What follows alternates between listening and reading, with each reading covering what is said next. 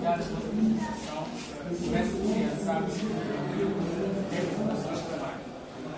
Nosso esquema então é apresentar os circuitos de comando, conexão e a força, bomba,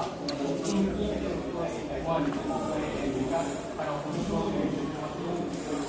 Esse crescimento da network permite um deslocar de modo a explicar a condição.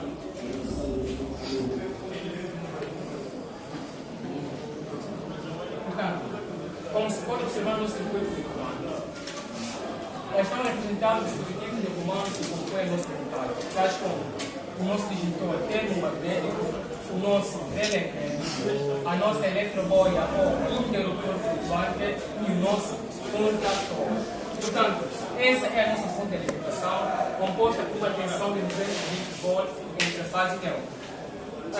O circuito de comando do nosso, ou seja, o circuito de montagem, ou o princípio de montagem do circuito de comando é o seguinte: com a nossa fonte de alimentação, é especificamente o condutor fase, que é este aqui, alimentamos o porto de entrada do nosso disjuntor numericamente simbolizado por 1, e a sua saída aqui, o 2, alimentamos o contato fechado do nosso relé térmico, numericamente simbolizado por 95, e a sua saída aqui, o 96, alimentamos o ponto de entrada da nossa eletroboia, numericamente simbolizado por 1, e a sua saída aqui, o 2, alimentamos a nossa bobina, numericamente simbolizada por A1, e a saída também da bobina foi alimentada pelo conjunto neutro da nossa fonte de alimentação. De modo a fazer a alimentação dos sinalizadores luminosos, foi preciso realizarmos um jump e em linguagens mais básicas dizemos curta corrente ou chanta, que consiste em permitir a passagem da corrente elétrica reduzindo assim os custos, ou seja, com a entrada do nosso interruptor flutuante, alimentamos o porto de entrada do nosso contato igualmente aberto do bloco auxiliar, que é numericamente simbolizado por 21, e a sua saída aqui é o 22, alimentamos o nosso transformador de funcionamento ou de marcha, como meu colega disse, que será simbolizado que a nossa bomba está em funcionamento, e na saída do meio do sinalizador é representado pelo condutor neutro da nossa fonte de alimentação.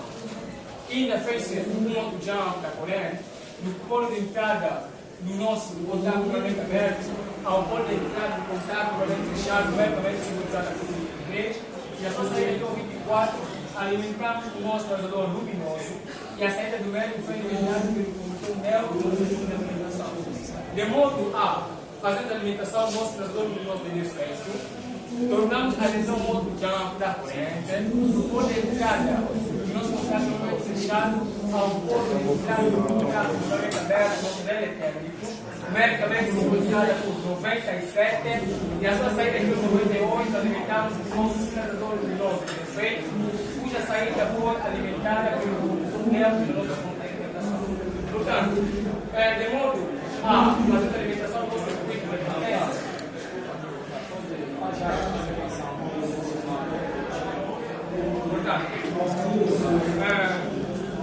como o nosso corrente dentro do circuito, é de salientar aqui, na utilização da corrente elétrica, é preciso utilizar os EPI, que são os equipamentos de proteção individual, motivo pelo qual vou usar as luvas de modo a garantir a proteção.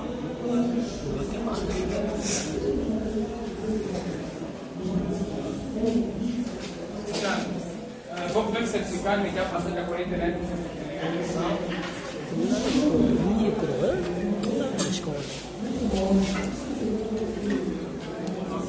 A passando a corrente, essas são estabilizadas. Sim, a gente pode energizar o nosso circuito.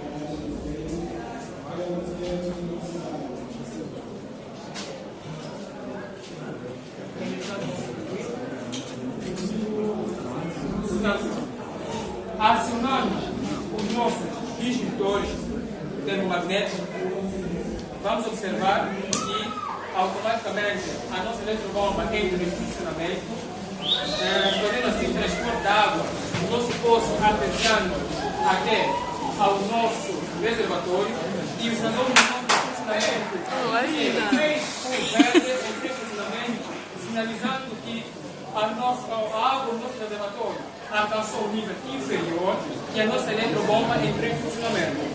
Portanto, quando a água do reservatório alcançar o nível superior, a eletroboia vai abrir seus contatos, desenergizando o contactor, que, por sua vez, vai comunicar os seus contatos, desenergizando o motor da nossa eletrobomba, que fará parar a drenagem da água do poço artesiano ao reservatório. É simplesmente aguardar, porque o nosso plano atua de acordo com o nível da água. E nós carregamos a água no nível mais ou menos aqui, de maneira, por causa do tempo da comunicação, e vamos aguardar um bocadinho.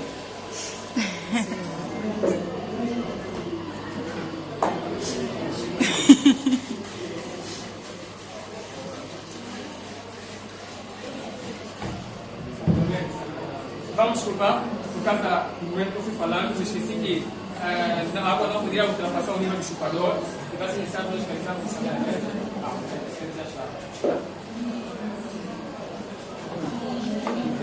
O nosso laboratório é muito pequeno, como é uma simulação, somos obrigados a ficar atentos, porque fosse mesmo um tanque normal.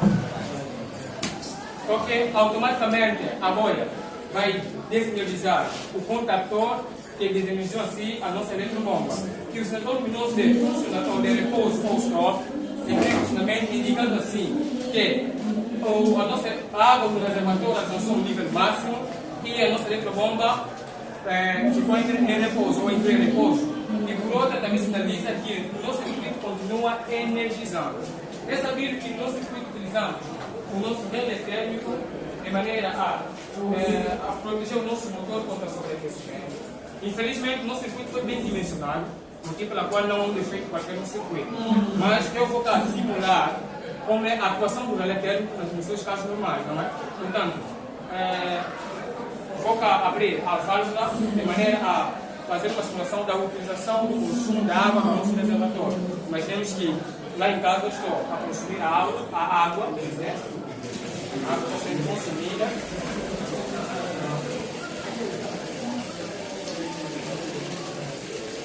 Então, vamos regular o caso do reservatório que é pequeno. Se for um reservatório mais grande, a boia não seria necessária para a ficar em isso.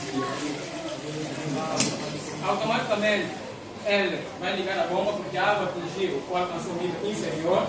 E eu vou simular o funcionamento do nosso relé térmico. No caso de um defeito qualquer, um sobreaquecimento do nosso motor, como o meu colega Tomás explicou durante a apresentação, que o bimetal é aquecido e ele vai atuar, desenergizando assim o circuito e sinalizando com o sensor luminoso de repouso, ou de defeito.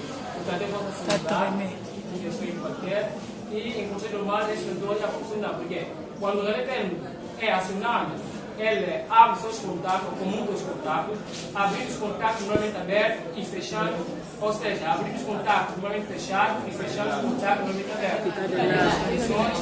Nestas condições, o nosso sinalizador luminoso de defeito entraria em funcionamento.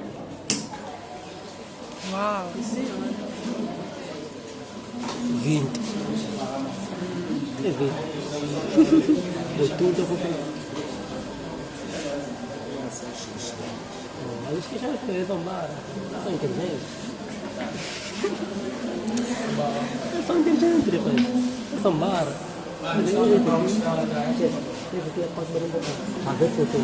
Aumentar a alcançar um nível superior e ela entra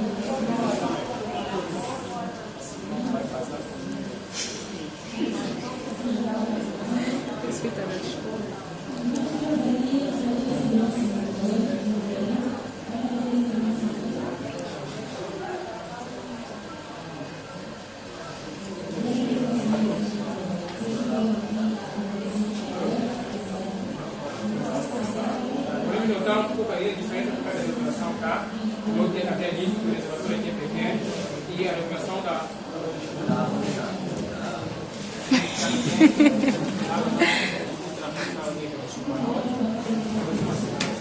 porque automaticamente é desenergiza o circuito. Feito isto, peço encarecidamente às entidades que me permitam voltar ao lugar.